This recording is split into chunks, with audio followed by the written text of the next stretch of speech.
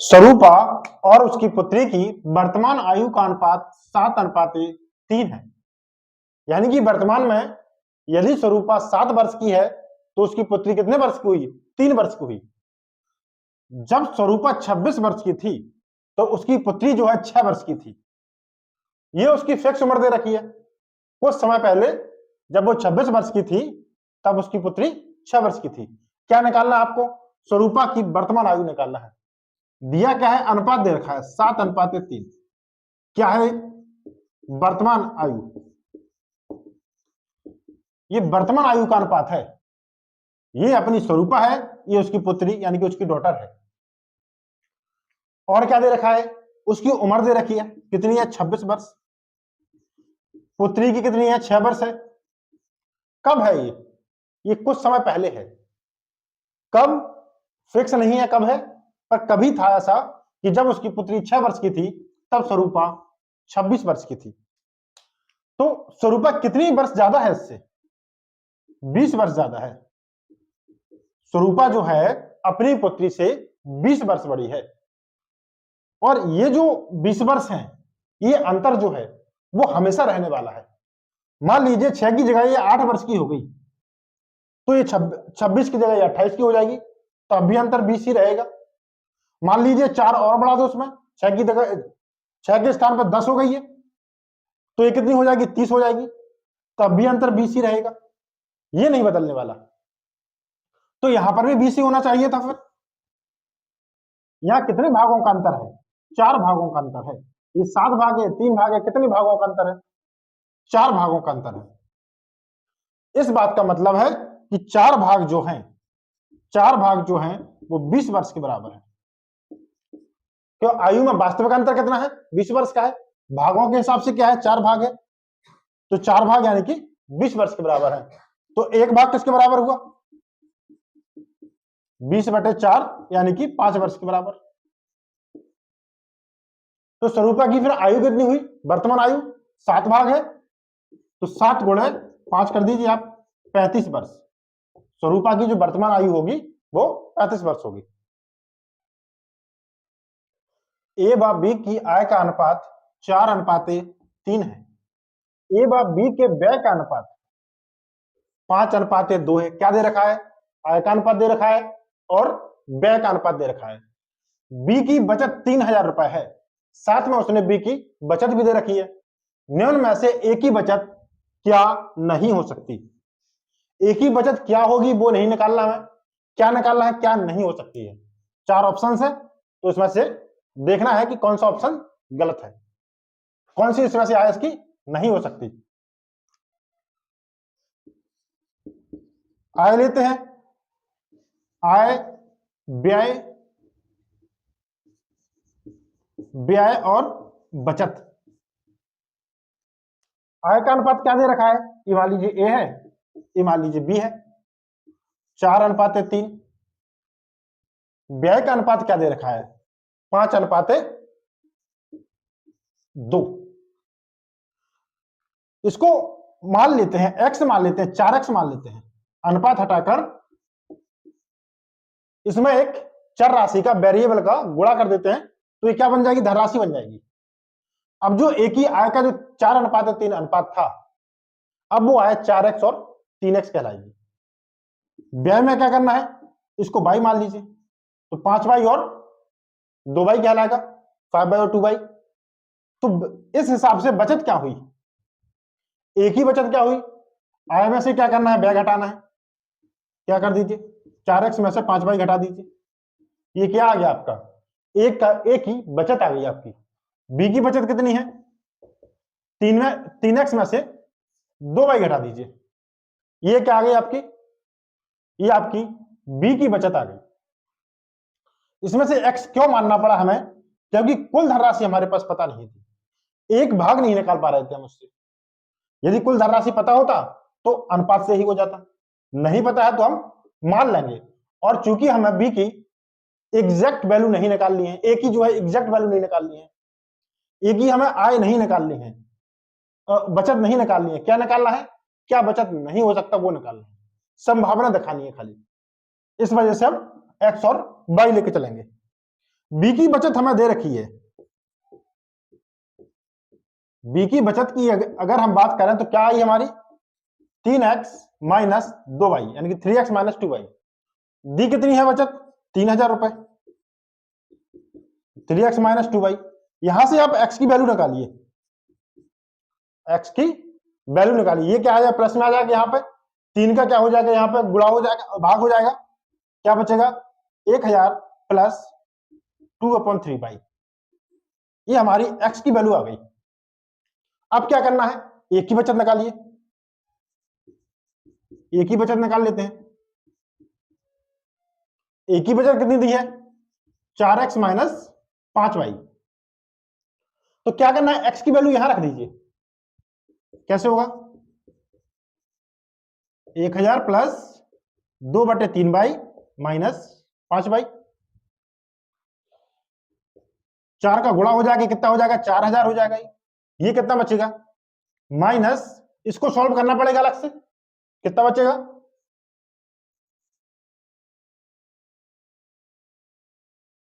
7/3,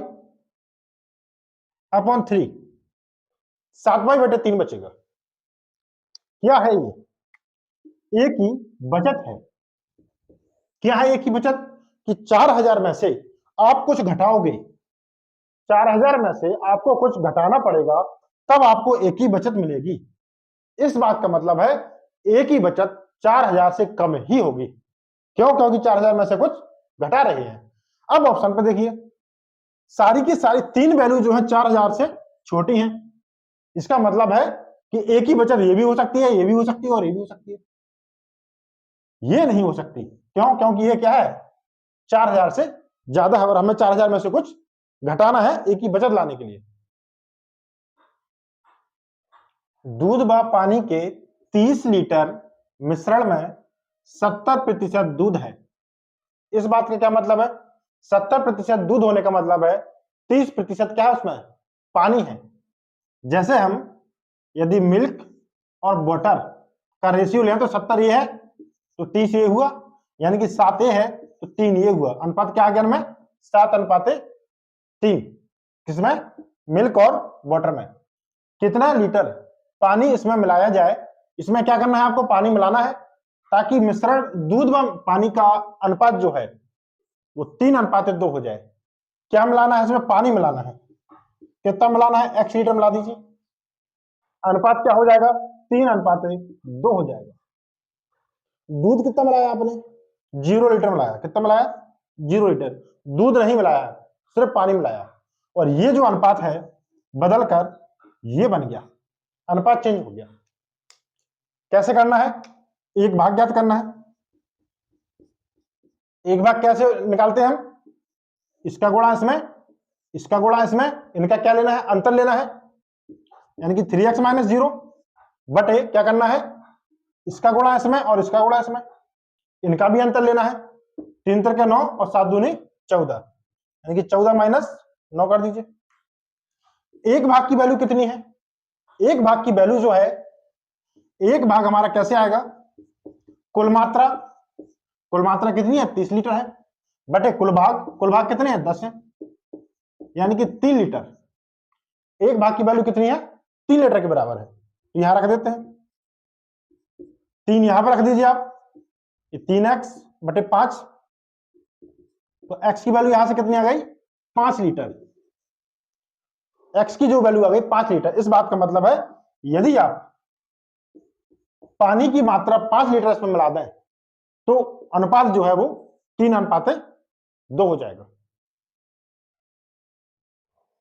biscuit की 3 किस्में पार्ले जी, 2020 और मोनाको में शक्कर एवं अन्य पोषक तत्वों का अनुपात जो है 5:4, 13:12 और 29:24 है। क्या मतलब इसका कि पार्ले जी बिस्किट जो है उसमें शक्कर और अन्य पोषक तत्व जो है उनका अनुपात 5:4 है, और 2020 में 13:12 है, मोनाको में आपका 29:24 है। क्या ज्ञात करना है, किस किस्म के बिस्किट अधिक मीठे होंगे।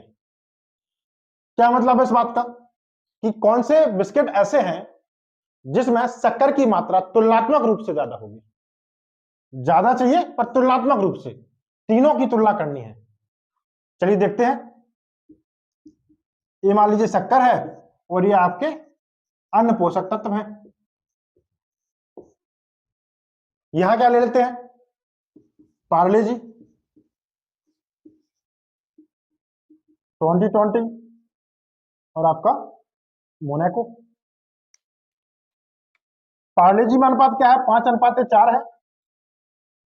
2020 में कितना है, 13:12 है। और मोनाको में 29:24 है। तो ये जो शक्कर जो है ये तो आपकी अलग अलग रहने वाली है, क्योंकि हमें वही दिखाना है कि कौन ज्यादा मीठा है। जब शक्कर अलग अलग होगी तभी हम बता पाएंगे कौन ज्यादा मीठा है। तो क्या करना है, पोषक तत्वों को समान कर दीजिए आप।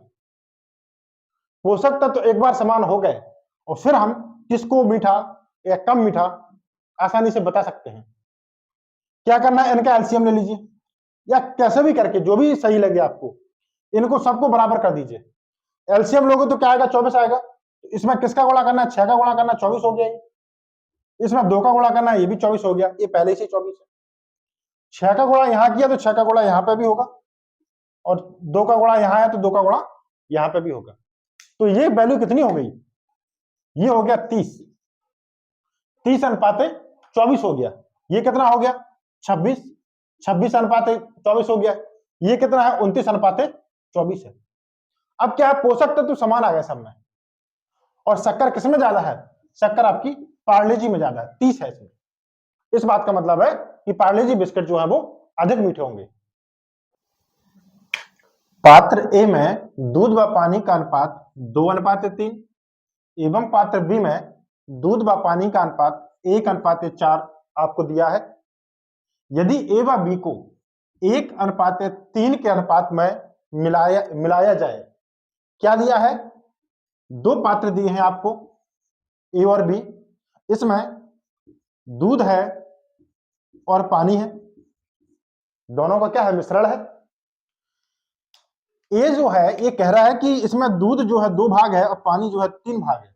2:3 क्या दिया हुआ है, इनका मिश्रण दिया हुआ है ए पात्र में जो दूध और पानी है।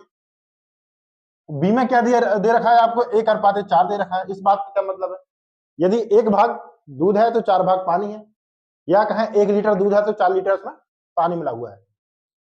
बाद में हुआ क्या, दोनों को 1:3 के अनुपात में मिलाया गया। इस बात का क्या मतलब है, इसका टोटल जो भी भाग था या जितने लीटर भी था ये, उसका 1 भाग लिया गया। इसके जितने भी लीटर टोटल थे, कुल जो थे, उसके 3 भाग लिए गए और उनको आपस में मिला दिया गया। इसके कुल भाग क्या है, 5 है। इसके कुल भाग क्या है, 5 है। 2 और 3 5 हुआ, और 1 और 4 5 हुआ। तो यहां पर इसके भाग बराबर आ रहे हैं। क्या आ रहे हैं, भाग बराबर आ रहे हैं। हमें क्या चाहिए, 1:3 के अनुपात में भाग चाहिए, यानी कि बी के जो भाग हैं इससे 3 गुना होना चाहिए। तो क्या करते हैं, 3 का गुणा कर देते हैं। इसमें 3 का गुणा कर दिया तो ये जो 1 था उसकी वैल्यू कितनी हो गई, उसकी वैल्यू हो गई 3, और ये जो 4 था उसकी वैल्यू हो गई आपकी 12। जो 1:4 था अब वो 3 आपका 12 बन गया।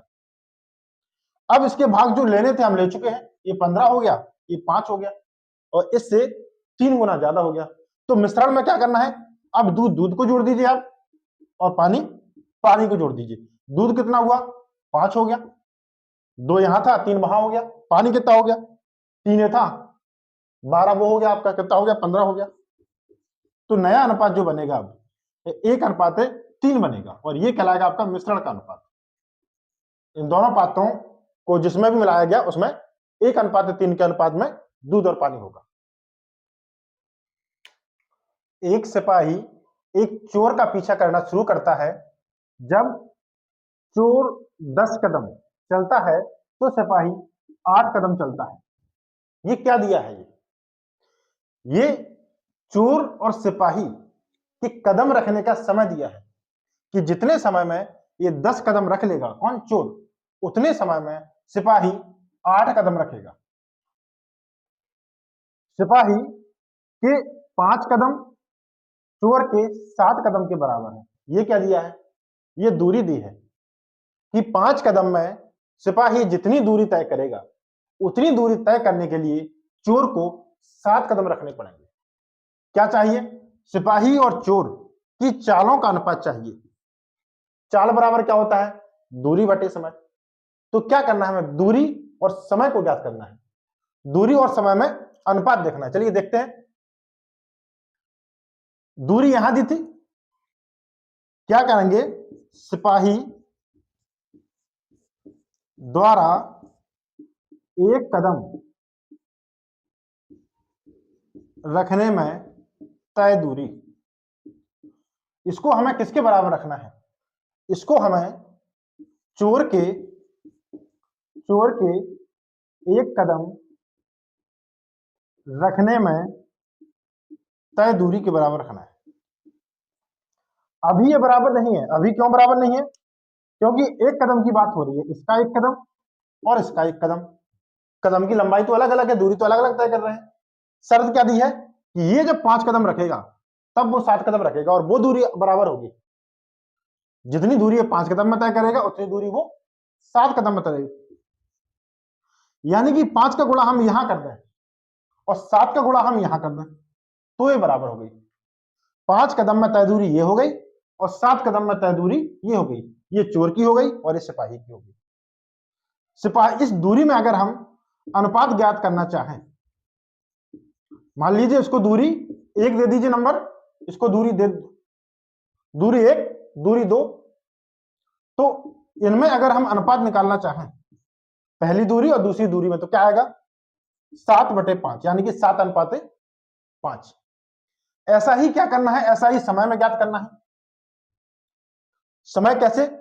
सिपाही द्वारा एक कदम रखने में लगा समय बराबर सिपाही द्वारा चोर द्वारा एक कदम रखने में लगा समय। इसको मान लेते हैं T1 लगा समय, इसको मान लेते हैं T2 लगा समय। ये तो एक कदम की बात है, तो अभी बराबर नहीं है। बराबर कब होगा?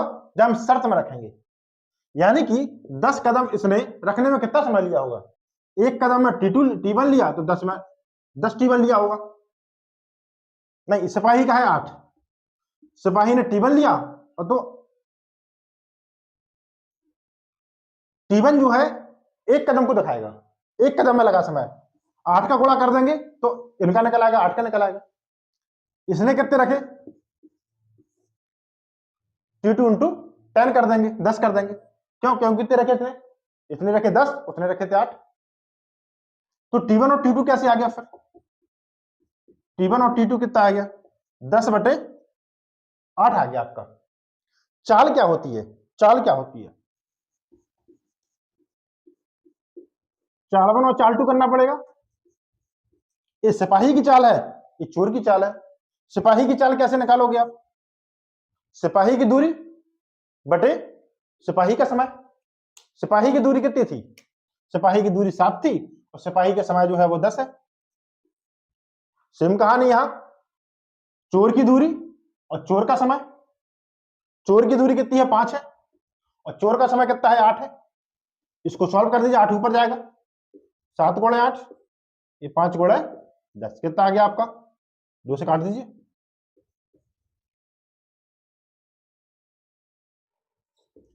28/25, यानी कि 28:25 जो है आपका चालों में अनुपात आ जाएगा। संपूर्ण पृथ्वी पर स्थल और जल का अनुपात 1:2 है। क्या मतलब है? पृथ्वी पर एक भाग में जमीन है, स्थल है, तो 2 भाग में जल है। यदि उत्तरी गोलार्ध में यह अनुपात 2:3, तो दक्षिणी गोलार्ध का आपको ज्ञात करना है। ये मान लीजिए पृथ्वी है, ये आपकी भूमध्य रेखा है, तो ऊपर क्या होगा? उत्तरी गोलार्ध होगा, नीचे क्या होगा? दक्षिणी गोलार्ध होगा। पृथ्वी को 2 बराबर भागों में बांटते हैं, यानी कि कुल जो दिया है जल और पानी का अनुपात वो पूरा पृथ्वी का है, उसमें आधा यहां होगा और आधा यहां होगा। इस बात का क्या मतलब है? इसके कुल भाग जो भी हैं उसके आधे भाग यहां लेना हमें और आधे भाग यहां लेना है। अब चलिए देखते हैं उसको। ये पृथ्वी है, ये आपका मान लीजिए उत्तरी गोलार्ध है,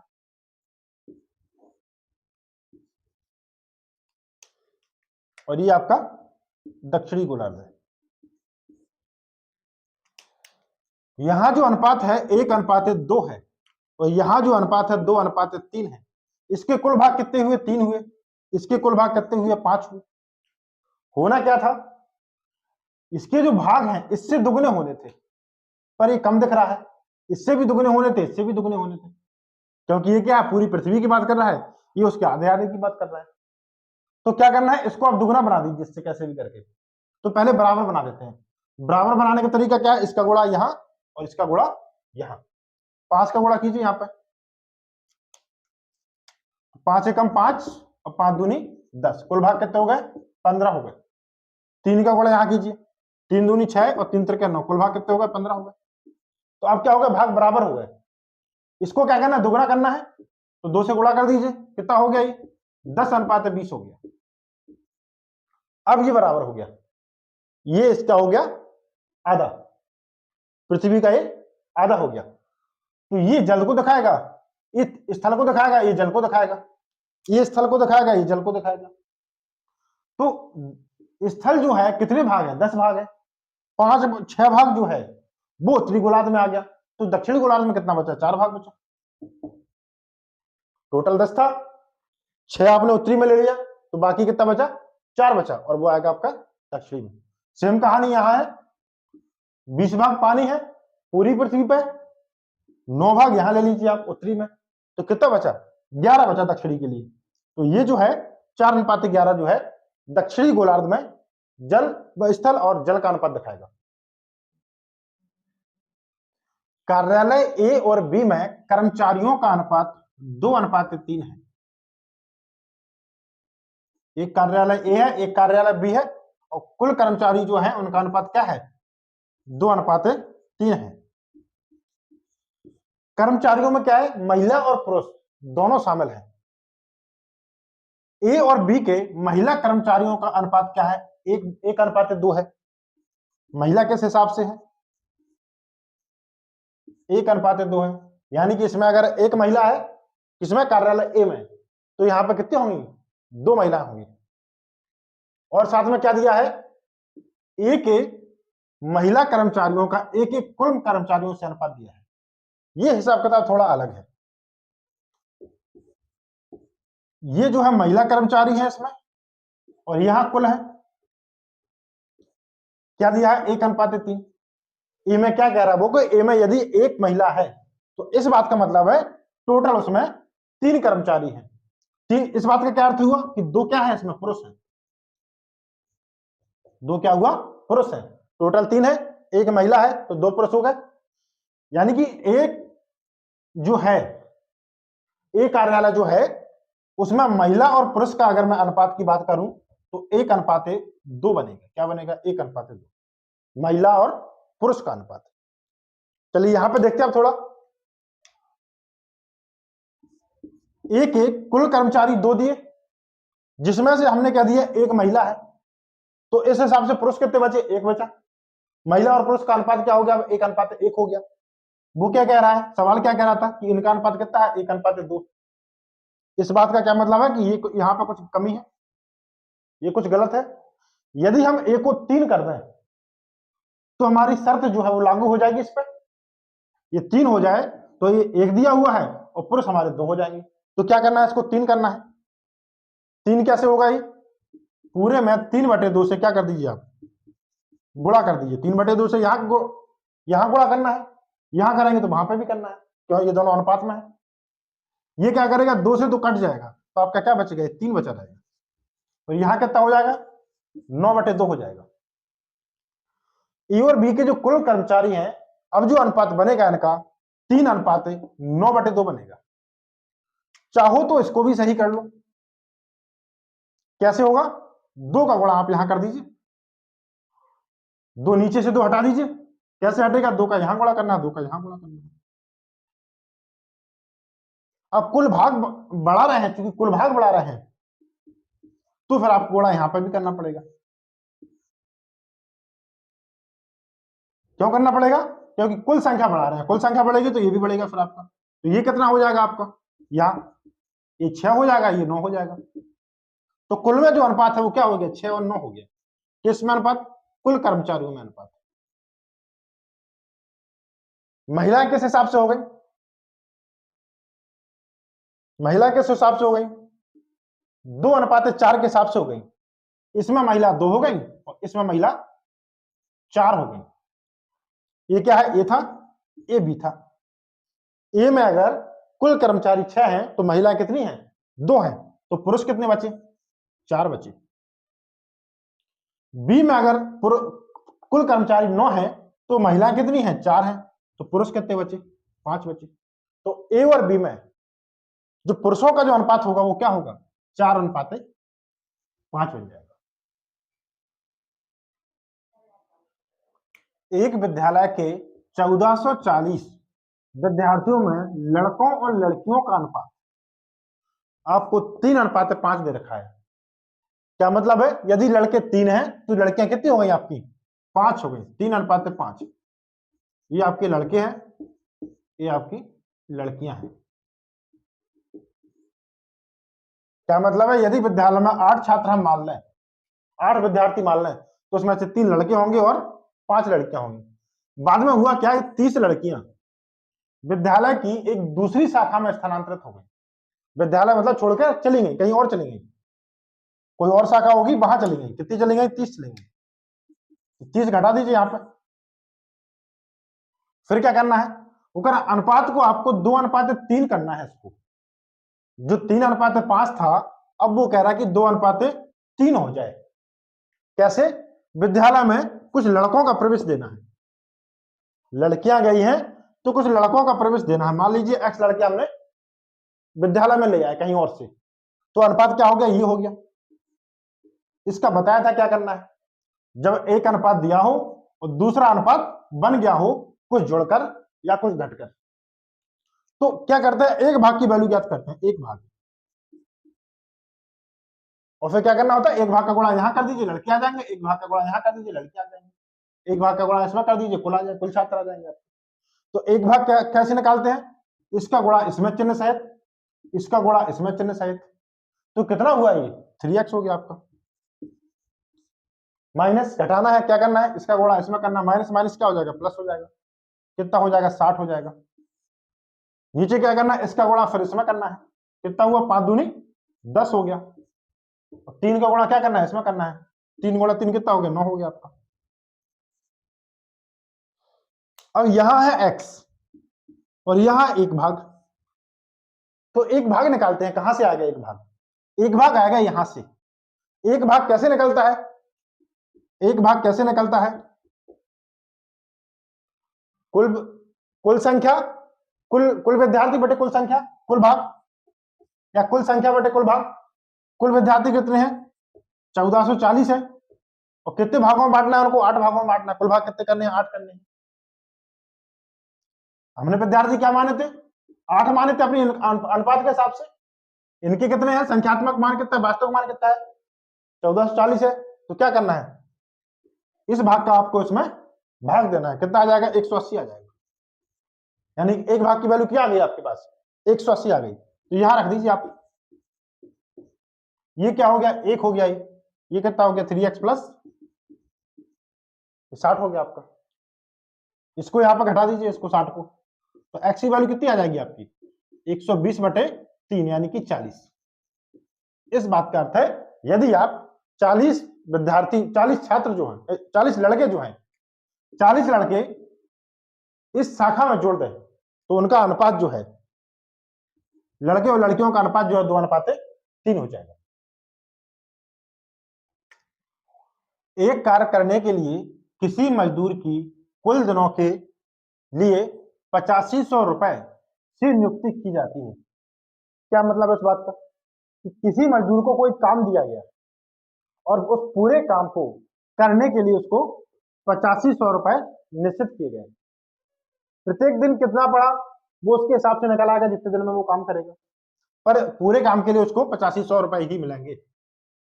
यदि वो कह रहे कुछ दिनों तक उसकी अनुपस्थिति के कारण केवल उसको 6050 रुपए का भुगतान किया गया, क्या हुआ? कुछ दिन अब्सेंट हो गया, वो अब्सेंट हो गया तो कुछ पैसे में कटौती भी होगी।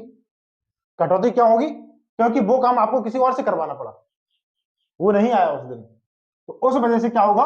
उसके पैसे में कुछ कटौती होगी और जिसकी वजह से उसको कम पैसे मिलेंगे। अब तो क्या दिया हुआ हमें,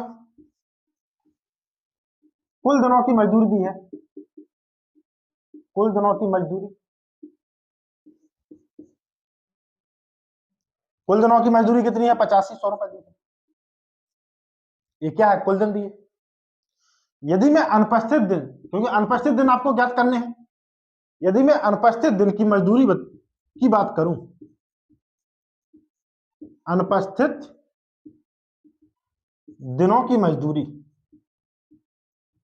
या उसकी मजदूरी में कितने रुपए की कटौती हो गई, तो कितने की हो गई, 8500 मिलने थे और मिले हैं 6050 रुपए।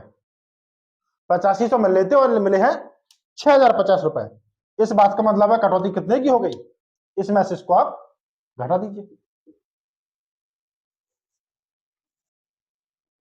कितनी हो गई, 2450 रुपए की कटौती हो गई।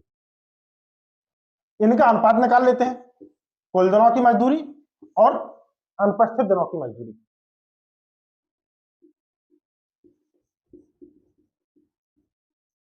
कुल दिनों की मजदूरी